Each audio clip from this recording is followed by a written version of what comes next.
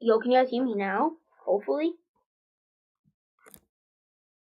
I want to see my phone to connect. Hopefully it does work. No, maybe. I think so. Does it work? Yo?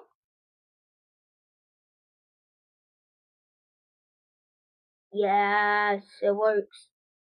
Okay. Okay. That was a bit of the intro. Okay, the intro worked. The intro was perfect. Here, let me replay here. As soon as it started to play. The stream started to play.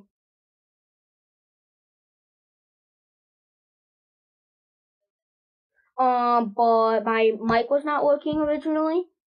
You can fix that, but right now it's working. So that's what we like to see. Okay, get this out of here. That was last yesterday's podcast episode. If you want to go look at that, you can go look at that. About my top 10 goalies. So yeah, you can go ahead and watch that if you feel like you're doing so. Today we're going to do top 10 goalies in the NHL. Take a quick look at my list. We'll be going in depth of every player, just as we did yesterday with the top 10 players in the NHL. I did top 10 goalies in the NHL. Yesterday had no goalies in it. So that's why you don't see any goalies in that list. But right here is where all the goalies are going to be placed. So let's jump straight into it. We're going 10 to 1 like we did yesterday. Number 10, we're gonna go do Linus Ullmark. Linus Ullmark is won the Vezina 2 seasons ago. He is consistently a very, very good goalie. He just got traded this offseason, early in the offseason, from the Bruins to the Senators. He will be playing the Senators' starting role. He will be looking to help the Senators get back in the postseason. I have them making the postseason. I have them being a very great goaltender. Will he climb these rankings? I don't know because of how good this ranking is. But we'll just have to see how he plays this season with the Senators. Will the Senators make the postseason? Obviously, there's no guarantee. I believe they will. I have them making the wild card on the first wild card spot. But it is totally possible they completely flunk again. I had them making the postseason last season too, to be fair. But yeah, 2 seasons ago, put 938 save percentage, 1.89 goals against average, won the Vezina, obviously. Last season he put 915 save percentage and a 2.58 goals against average, 40 games. Fantastic. He wants to perform a little bit better in the postseason, but he only played 2 games last season in the postseason. The year before that, he put 917 save percentage 3 years ago. 4 years ago, put 917 save percentage.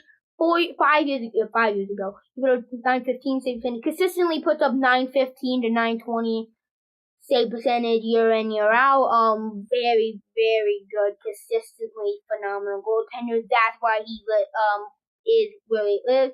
That's why he was such a huge pickup. He was like, the Bruins had to make a decision where they trade Swayman or Ullmark.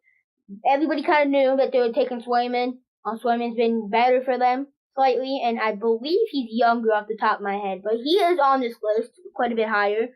But it's like, where is he getting traded? He ended up getting traded to Senators, as first of all, you can see here, Ottawa Senators. And, yeah, you can tell right off the bat that he is very good goaltender. We gotta move on here.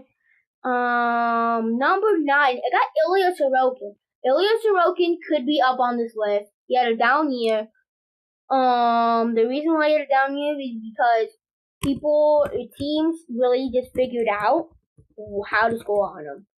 So you can go. I think it's hockey physicality. Physicality. However you say that, I don't know. YouTube channel, and he kind of explained it a little bit better. But he's probably the best goalie. Versus shots in the slot. He has like an insane save percentage in the slot.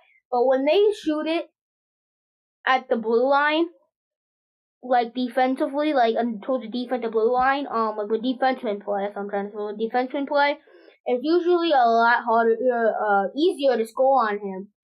He's not very good through traffic. It's very hard for him to make stops of deflections. Doesn't really see the puck well.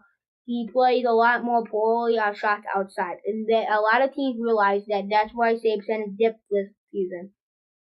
They looked the year before that, 2 years ago, 924. Year before that, 925. 918 save percentage. Yeah, man, he's good. Last year, they only had a 909 save percentage, but that's still good, man. It's still really good.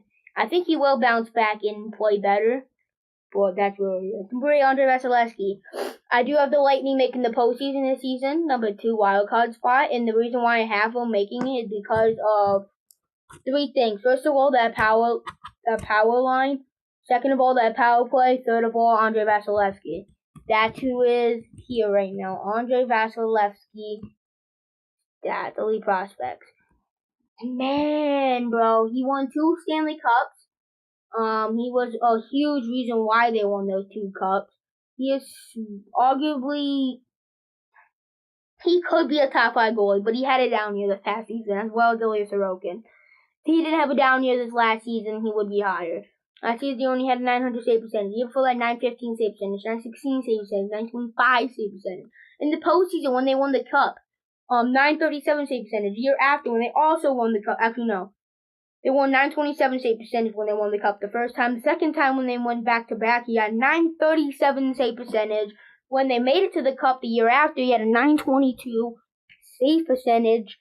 Past couple seasons has not been good for him in the postseason, but consistently very, very good goaltender at the very least. For Tampa. Number 7, I have Lucy Saros of the Predators. He might honestly climb. I have the Predators being number 2 in the Central Division above the Avalanche, just slightly below the Dallas Stars. And I just have the Stars above them because I feel like they are a more established team. They have more chemistry together, so it's easier for them to get out to a hotter start than, say, the Predators, because of the fact that they're more established and this team has been consistently around the same for the past couple of years, and they've made deep postseason runs, so they know what it's like to have chemistry and know what they need to do to be consistently a good team. Compared to the Predators, added Stamkos, Brady Shea, and Jonathan Mosher, so it might take them a month or 2 to really get together, gel together, and have the good chemistry to eventually go on a run. Last season, he had a bit of a down season, 906 save percentage, which is a great statistic. So for a player that we know can play better, it's a little bit of down year. The year before, they had a 919 save percentage. The year before, they had a 918 save percentage, 927 save percentage, 914 save percentage, 915 save percentage. You get it. Consistently puts up 915, maybe even 920 save percentage every year. Besides last season, was a bit of a down year. But, at the end of the day, he can really just bounce back this season. I believe that he will bounce back this next season, probably put up 915, maybe 920 save percentage next season. Really, really help elevate the Predators to the next level in net. So that's where he is right now. Number 6, Thatcher Demko. He would be higher on this list if he stayed healthy more consistently. But he is hurt quite a bit, including last year throughout the entire postseason. He was hurt. He was injured. I believe he did play a couple games and then got hurt, which does suck. But Otto Seelov really stepped up, and he will be the backup. Which in my goalie tandem rankings, I have them in elite, which is the top tier because they have Otto Seelov and Thatcher Demko. Thatcher Demko will be the starter, at least for opening day. Otto Seelov could totally overtake Thatcher Demko for the starting spot for all I know. Demko could get hurt, could just get off to a really slow start, and Otto Seelov picked up where he left off last season and could really just take over the league by storm if he really does that. Last season, he played 51 games at 918 save percentage. He played over half the games and still had 918 save percentage. The year before that, he had a really bad down. He only played 32 games and he was hurt. Then the year before that, he had 915 save percentage. But see, when he's healthy and he plays over half the season at least, he gets around 915, 920 save percentage. But he usually are hurt. 2019-20 season, he only played 27 games. Last season, 2 seasons ago, he only played 32 games. The 2020-2021, he only played 35 games. He's hurt. Quite a decent amount. Which sucks. But when he played 51 games and 64 games, he had a 915 save percentage and a 918 save percentage respectively.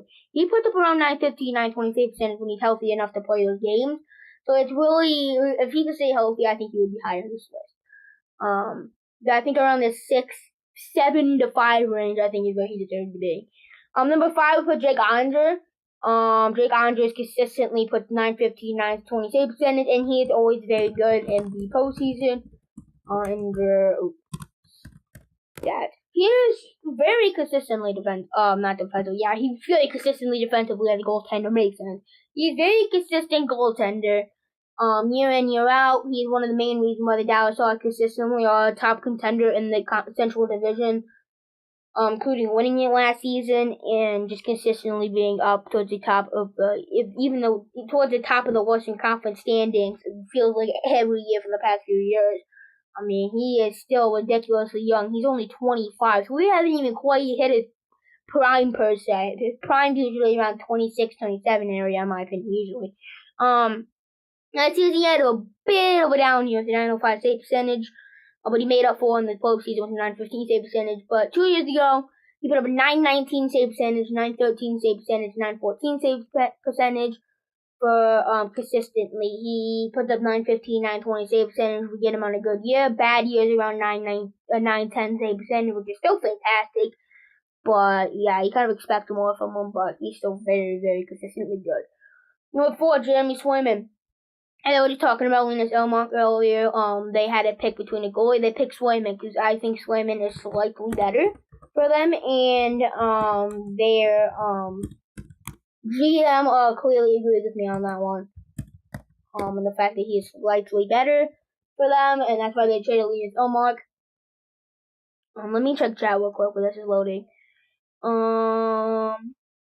I'm seeing the stats and info on the podcast. Thank you for the kind words. Why is the cup that the NHL champions get called the Stanley Cup? I don't honestly know. You could Google that. I don't even know off the top of my head. I'm not gonna lie to you. I'm assuming it's named after somebody, but I don't know who. But yeah. Did I click on it? I thought I clicked on it. Apparently not. Okay, let's see if it's load here.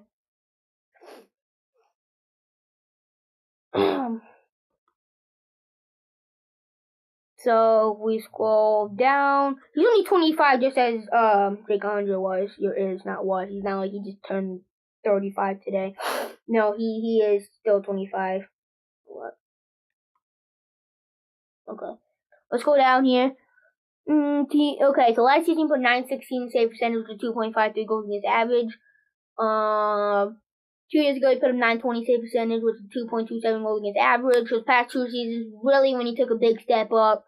And last season, the postseason, he was one of the best goalies in the league before he got eliminated, obviously. With a 933 save percentage and 2.15 goals against average in 12 games. He only had a 6-6 record, which is not his fault, obviously. He put up phenomenal numbers, beyond phenomenal numbers. Mind-boggling numbers, honestly. For them throughout the postseason, which is always one, especially out of a goalie that's only 25 years old. And if you can get those stats in the postseason out of a goalie that's only 25, features right for him. I forgot to mention for UC Stars, by the way, he got an 8-year extension this past season, the offseason. I forgot to mention that. But number 3, Connor Hellebuyck. He's arguably the best regular season goaltender. The only reason why he's not higher because he has not been able to perform in the postseason. It's been really concerning how bad he's been in the postseason. Not gonna lie to you. Including last season, he was atrocious in the postseason. One of the main reasons why they got eliminated in the 5 games. Him and the defense. His defense was not helping, don't get me wrong. His defense was not good, but he also did not help play. He was not himself. This is taking forever to load right now. Okay. Why is it, lagging low-key? Here we go. It's kind of awkward when it goes like this, and then you got nothing to speak about. I don't even know what he is. Probably early 30s, I think. Yeah, 31. He's 31, which is not ridiculously old in hockey terms. He definitely got a few years left, but he doesn't got all the time in the world left. Last season he put up a 921 save percentage, which is 2.39 goals against average, winning the Vezina. The year before he had a 920 save percentage, 2.49 goals against average. So he can get you around 915, 920 save percentage in the regular season, usually around 920 save percentage. But see in the postseason last year, 870 save percentage, which is 5.23 goals against average. Year before that, put 886 save percentage with 3.44 goals against average. But see, in years past, he put up 931 save percentage, 904, 913, 922. Did it? He's really good in the postseason. Besides these last two seasons, he has been atrocious in the postseason, getting eliminated in 5 games in the first round in consecutive years. Including 2 years ago, they lost to the defending champs in the first round. But I mean, it's tough, man. Not the defending champs, but the team that eventually won the cup in Vegas last season. It is tough. Very, very tough for them. Number 2, I already know who it is. I don't gotta go back. It's Sergei Bobrovsky. Sergei Bobrovsky of the Panthers. They really, I had him my number 1 for a while. Then I kind of thought about it, and then I'm like, man, I think I can't even say it. I'm gonna say his name anyway. Eagles slightly better. Eagles number 1.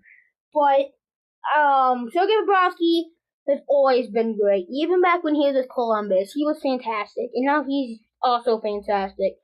If it wasn't for Connor McDavid, he probably would have won the Vezina. With Florida. Florida. He won the cup this past season. That's why his picture is him holding the cup, because he won the cup, obviously. I think that's pretty self-explanatory. He's 35, so he is getting on the older end. So he's only really got a couple years left in the tank. So hopefully he ends his career off on a good note this next few seasons. But he had 915 save percentage last year. Probably the Vezina. I don't know if he actually was, but in my opinion, he was. Year before they had a bit of a down year with a 901 save percentage. But see, the year before that, he had a 913 save percentage. But 2 years ago in the postseason, he had the 915 save percentage. Last year, he had a 906 save percentage for 2.32 goals against average.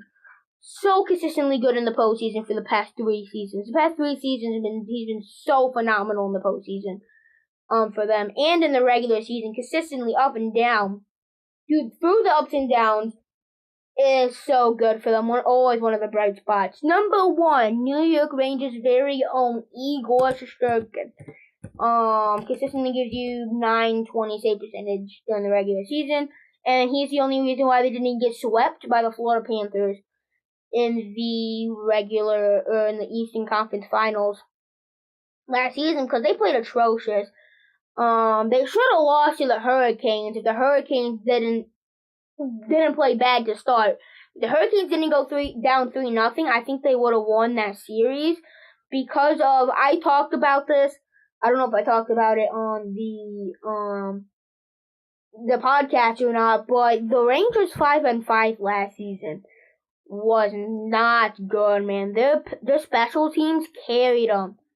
The only reason why they swept in the first round is because they played the Capitals, who should not have made the postseason, by the way. They should not have made that postseason spot. I don't even know how they did, but they barely squeaked in. They're by far the worst team in the postseason, so they swept them easily. The Hurricanes got down to 3-0, so they kind of dug themselves a hole and kind of dug themselves a grave and kind of just didn't get out of it. So they went down 3-0 in the series, and then the Rangers lost 2 straight to them, and then they ended up closing it down in Carolina. And then they went to the Panthers and should have got swept, but Igor Shesterkin was crazy for them in that series, winning them a couple games, and then they ended up losing, but just, yeah. Last season, he put 913 save percentage, 2.58 goals against average. Season before that, 916 save percentage, 2.48 goals against average. 3 years ago, he won the Vezina with a 2.07 goals against average and 935 save percentage. I think he will win the Vezina next season with around a 925, maybe even 930 save percentage. I don't know how he's going to do, but I think he's going to have around 920, 925 save percentage and win the Vezina next season. I really do believe that. But you see, last season in the postseason, in 16 games, he had a 927 save percentage. Year before that, in the postseason, when they made it to the Eastern Conference Finals the first time, he had a 931 save percentage. And then last season, he had... Actually, no, they didn't make it to the conference finals 2 years ago. Because I do remember that. They got beat by the Devils. And they did not supposed to lose that series. But when they did make it to the conference finals 3 years ago and they lost to the Lightning, they went to 920. Eagle had a 929 save percentage. So he consistently puts up 925, 930 save percentage in the postseason, which is ridiculous to know you have a goalie that can put up that stats 3 straight years in the postseason. That is ridiculous. But, yeah, that's gonna do it for today's episode. That's my goalie. I think I'm just gonna keep these here, and I might delete them in the future. But I think I'm just gonna keep them here on my top 10 players and top 10 goalies. But let me close the stats here. Okay. So that's gonna do it for today's episode. How long was today's episode? 22 minutes? Okay, that's good. So I'm going to, end today's podcast episode. I will see you guys tomorrow for episode 8 of season 3. Peace!